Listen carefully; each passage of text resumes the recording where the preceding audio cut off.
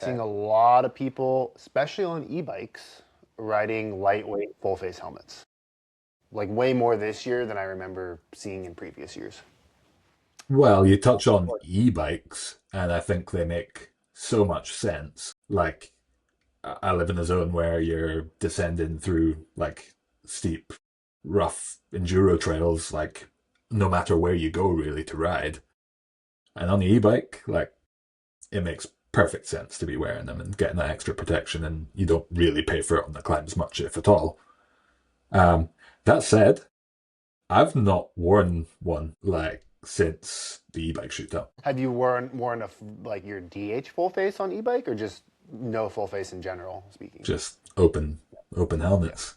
Yeah. And maybe I'm just a hypocrite, but I don't exactly know why that is. I've got a Pro Frame RS like that I'm I the same way. walk past and grab my speed frame. So Yeah. No, I'm the same way. I've been using actual downhill helmet now that it's gotten colder, keeping my ears warm because my ears just feel like they're going to fall off as soon as it gets below 60 degrees.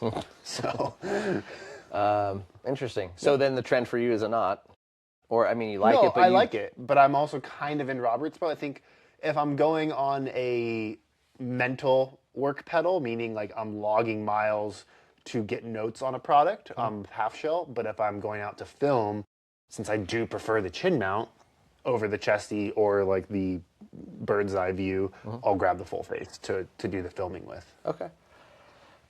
I am, I would say on an e-bike, unless it's like a really, like a more casual, like 140-ish bike or under, 150 maybe even and under, I'm almost always in a full face. The Pro Frame is kind of my go-to pick for anything e-bike.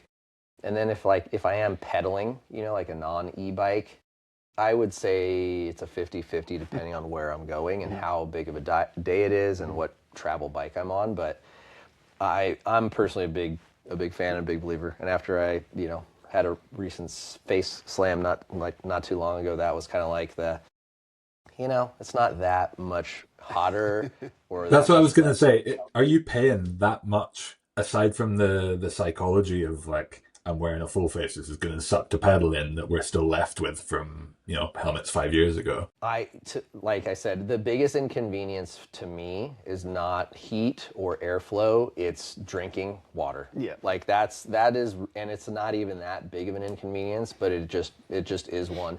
Yeah, because you're still a fanny pack water guy or bike on Yeah, versus yeah. water I mean, if vest. I am carrying water, then yeah. The water vest is a little string and just right up True, under. true. Yeah, I don't. Or I don't one do. of those, is it Layat that made the bottle with the hose? Yeah, yeah. The sippy hose. I'm That'd pretty be. sure there's one of those in the office.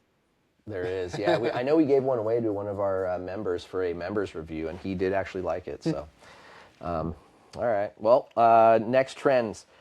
You know what? I will kind of keep in line with your topic, Rob, because I also had pedal kickback reduction on my list, but I'll kind of take it a step further because those devices were there.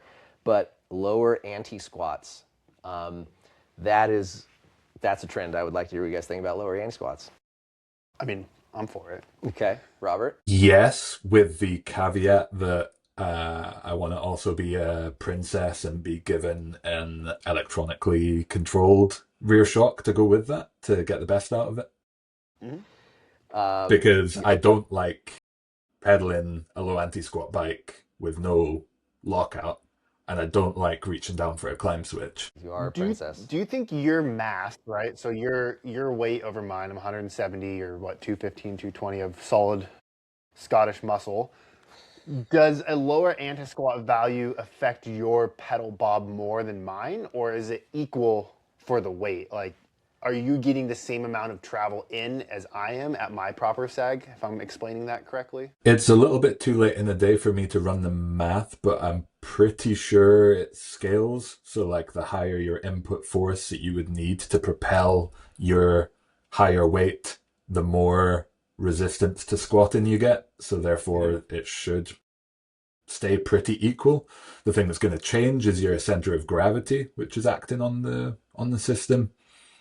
And That's true, right? Because you've got very long legs, so your seat's way higher than mine.